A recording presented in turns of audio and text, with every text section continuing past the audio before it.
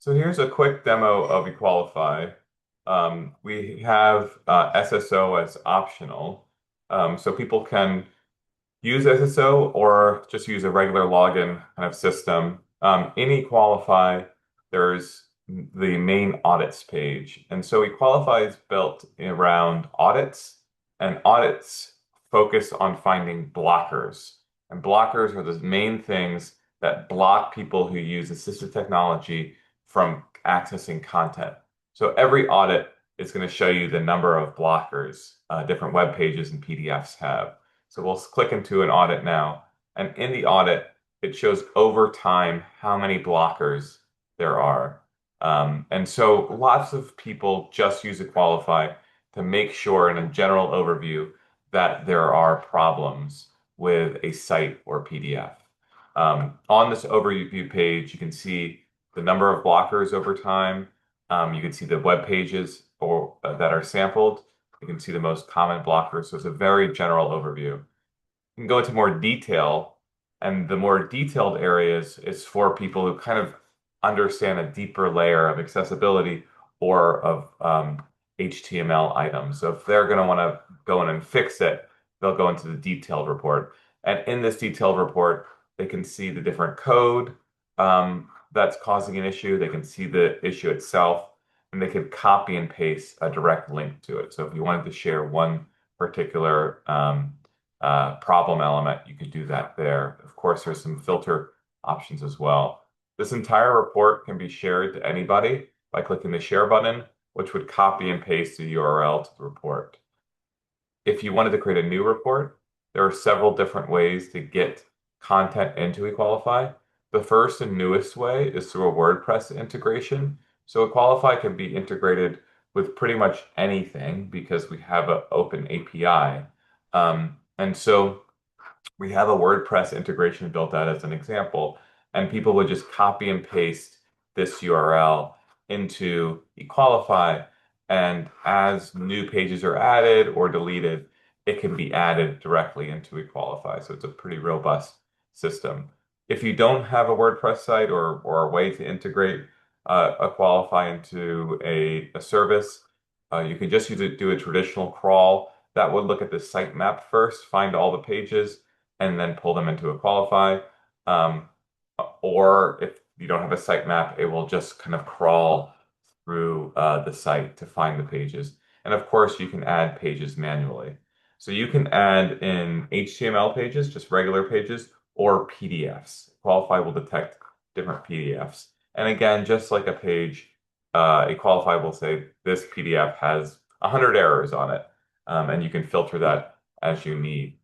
Beyond the audits, we have logs, so you can tell what was done, where an audit was created, where a new issue was created or removed.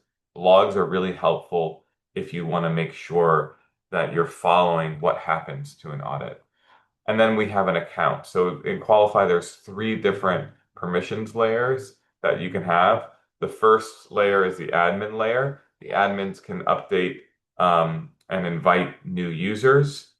Then below the admin layer is just the regular user layer. Users can create audits, look at audits, change audits as they want, but they cannot add in new accounts into Equalify. And the third is just a viewer. So a viewer user would just be able to view a report. They can't make any changes themselves. So we have these different layers. Everything, like I said, Equalify is open source. So Equalify is completely published on GitHub. We are currently in the process of documenting everything. So the documentation is a little bit for not as far along, but we are actively hoping to work with more collaborators so that we have more of a reason to document things. And then we have the main Equalify kind of informational site, equalify.uic.edu, where you can see different information. This product is particularly called the Equalify dashboard. And in this product, you can see all the different kind of user guide elements. We've created a very robust user guide that talks about how to use Equalify. All of this, again, is at equalify.uic.edu. We have several other products in the Equalify ecosystem. Everything is open source, licensed AGPL. We offer two kind of main ways of sustaining and working with Equalify. One way is to use our hosted service that we provide through a partner. The other way is to be a committer and sustainer of the project. And that can mean two different things within that. We can do an agreement that we would sign up you if there was a technical way of supporting the project, then it would just be kind of trading technical know-how and making sure that you're a documented committer and sustainer of the project. Another way is if you didn't have technical know-how, you can just become a member of the Equalify organization. And that gives folks kind of a seat at the table and making decisions on what features are in Equalify. They would still have to maintain their version of Equalify, but at least they have a seat at the table. So again, it can be purchased as a hosted product. It can be accessed and you can become a committer and sustainer through that, or you can pay to be a member and really affect the roadmap of Equalify. That's it. If you need anything, my email address is b3b@uic.edu. Thank you for listening.